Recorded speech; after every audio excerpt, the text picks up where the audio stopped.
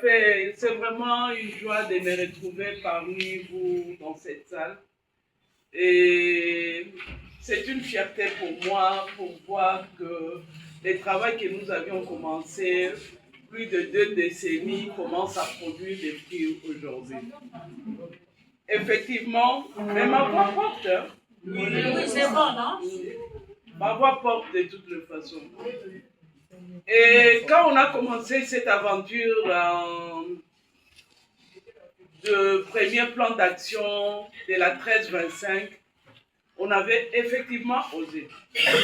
On avait osé, je me rappelle toujours, c'était un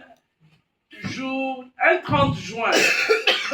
On s'est retrouvé à CAFCO pour travailler une petite équipe et pour que, en son temps, Mme Lukiana, qui était ministre du genre, puisse nous porter ce plan d'action de première génération, comme on l'avait appelé, les drafts, puisque nous, en tant que société civile, on ne pouvait pas avancer sans le gouvernement. Quand on a eu à le faire, c'est aussi parmi les techniques de plaidoyer, il faut convaincre l'autorité politique. Heureusement pour nous, c'est une femme qui a évolué dans le mouvement associatif, qui comprenait l'importance de cette résolution. Effectivement, c'est après Sun City. Après Sun City, étant donné qu'on était avec eux et le travail que les femmes ont abattu au niveau de Sun City, ça a permis de comprendre déjà, comme la résolution venait de sortir en 2000, et Sun City c'était 2001, de comprendre que cet outil est important pour les plaidoyers de femmes. Et nous-mêmes, femmes congolaises, nous l'avons utilisé pour avoir les statuts des experts à Sun City. Puisque quand on a demandé aux facilitateurs en son temps, Massiré, qu'ils puissent intégrer les femmes, étant donné que les femmes étaient sous-représentées dans les délégations, ça n'a pas marché. Il fallait qu'on se mobilise et heureusement pour les femmes congolaises, la résolution 1325 venait de sortir. On a eu à écrire à l'ancien secrétaire général des Nations Unies, Kofi Annan, pour que, de son côté, il nous recommande auprès des facilitateurs et le facilitateur a eu à convaincre le gouvernement congolais pour qu'on puisse mettre le statut des femmes expertes en Sun City.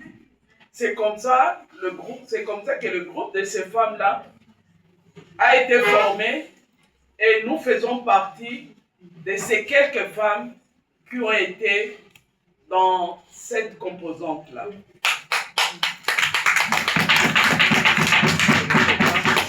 Mais au retour maintenant, on s'est dit, on a utilisé cet outil, il faut en principe, selon les directives, qu'on ait notre plan d'action national.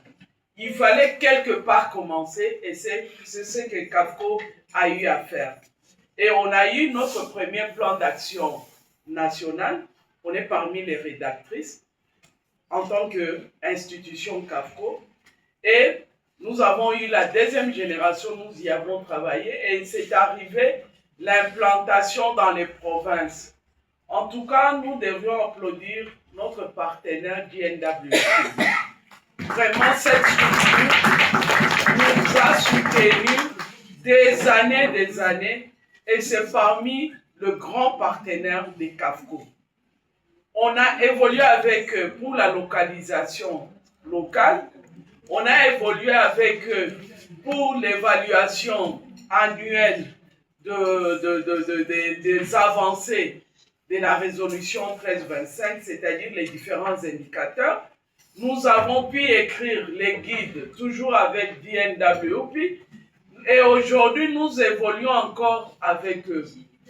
Hommage vraiment à Madame Mavix qui nous a quittés. C'était vraiment une vraie militante de droits de la femme et une personne qui a cru à la résolution 1325 du Conseil des Nations Unies. On m'a demandé d'apporter quelques éléments par rapport à votre plaidoyer. j'ai suivi M. Lapierre, j'ai suivi Maman Annie, mais je me dis pour aboutir à un bon plaidoyer, il est important que les femmes soient unies, c'est-à-dire les coordinations provinciales, que les membres soient unis pour atteindre l'objectif. Ça, c'est un. Quand il y a l'unité, vous pouvez travailler en symbiose et produire les fruits. Cela est très important. Deuxième chose, il faut un carnet d'adresses. Comme Maman Annie l'a dit, c'est pas facile de voir les autorités. C'est pas facile. Mais si vous avez un carnet d'adresses, c'est-à-dire tel connaît tel, tel connaît tel, vous les mettez ensemble, ça peut vous permettre d'atteindre l'autorité qu'on n'arrive pas à atteindre. C'est-à-dire, c'est un travail des communautés. C'est pas puisque moi je connais X que je vais arriver à avoir l'audience auprès du gouverneur. Comme nous parlons de la localisation au niveau des provinces. C'est pareil aussi au niveau de Kinshasa. Pour voir le gouverneur de la province-ville de Kinshasa, c'est pas facile non plus. D'abord, il faut qu'il soit sensible aux gens, qu'il comprenne l'importance de ce que vous voulez lui dire. D'habitude, nos autorités, pour eux, dans la tête, ce sont les histoires des femmes. Ce ne sont pas les histoires des femmes, c'est l'histoire de tout un État. Pourquoi je l'ai dit? Puisque quand on vote les résolutions aux Nations Unies, ce ne sont pas des femmes qui votent. Souvent, ce sont des hommes qui nous représentent là-bas. D'où ils doivent mettre en musique les engagements qu'ils prennent sur le plan international. C'est pourquoi j'ai dit il faut une unité, il faut l'union entre les différents membres de la coordination. Troisième chose, il faut la patience.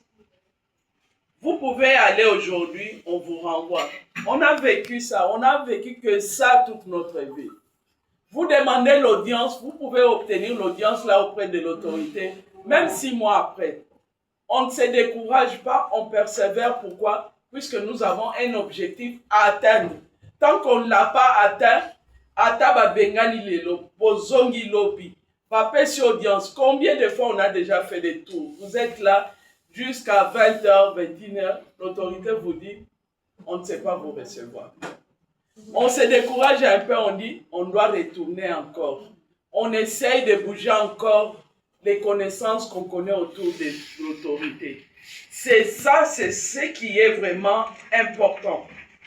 Puisque ce travail de plaidoyer nécessite une certaine connexion entre les différentes personnes. Qu'est-ce qu'on peut ajouter encore? Il faut savoir donner les messages. Il faut convaincre l'autorité. C'est pourquoi on a toujours besoin d'un argumentaire, d'un document qui nous accompagne dans le plaidoyer. Il faut mettre les mots sensibles qui touchent l'autorité quand vous lui parlez. Vous ne pouvez pas être devant l'autorité, vous êtes en train de papoter, vous ne savez pas atteindre, puisque l'autorité n'a pas beaucoup de temps. Il faut donner les mots-clés en peu de temps qui peut l'atteindre pour qu'il puisse donner une réponse à ce que vous cherchez dans votre plaidoyer.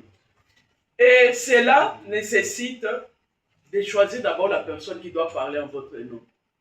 Vous pouvez être le numéro 1 de la coordination ou pas, mais si vous n'arrivez pas à maîtriser ce que vous devez présenter à l'autorité, choisissez quelqu'un d'autre. Et puis ça dépend aussi des cibles. Vous pouvez être numéro 1, vous n'êtes pas connu. Mais un des membres là a de bonnes relations avec l'autorité. Il peut bien faire passer le message que vous voulez avoir dans votre plaidoyer.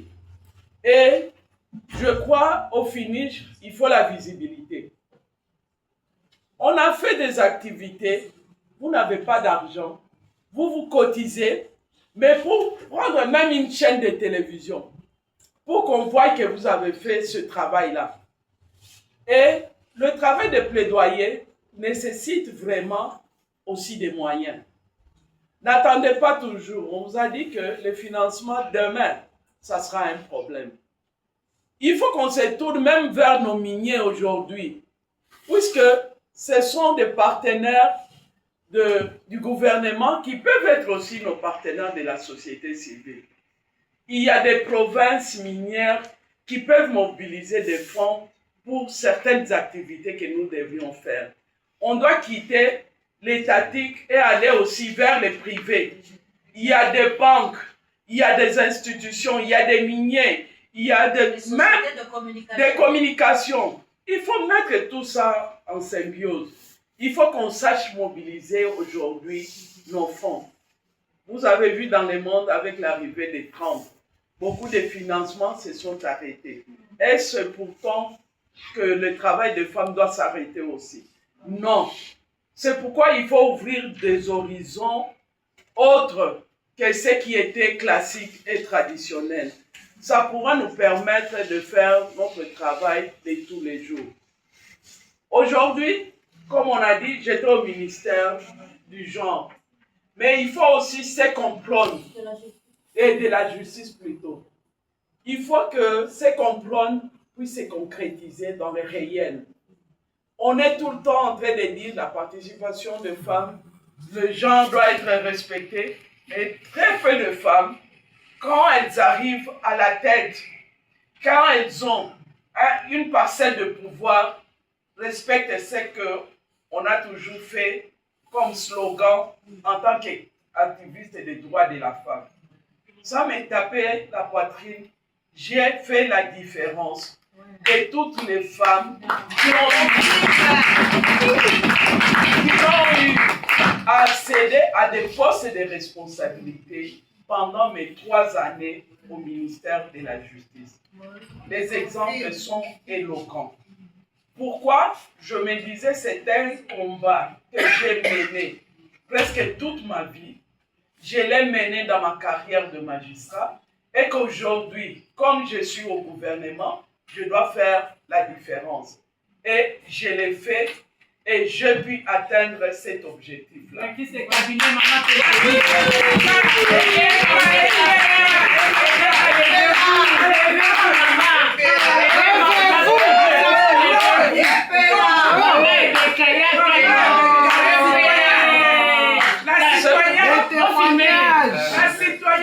C'est pourquoi j'ai dit ceci, c'est comprendre dans nos activités, ça doit se refléter dans le réel, sur terrain, et que je vous encourage.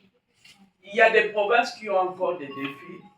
Si vous remarquez très bien, les provinces qui ont à la tête des militaires, comme ils sont disciplinés, ils ont compris par rapport au rapport de M. Lapierre, ils ont compris l'importance de la résolution 1325 dans notre pays. C'est pourquoi vous avez vu toutes ces avancées-là. Maintenant, les autres gouverneurs, il faut avoir de bonnes stratégies. Il faut avoir des connexions, comme je viens de le dire. Il faut avoir la patience et il faut chercher les mots qu'il faut. Quand vous les rencontrez, vous puissiez faire passer le message, leur faire montrer que ce travail est important. Il y a dans telle province des avancées, pourquoi pas chez nous? Ça, c'est un travail avec le renforcement des capacités que vous devriez avoir ici.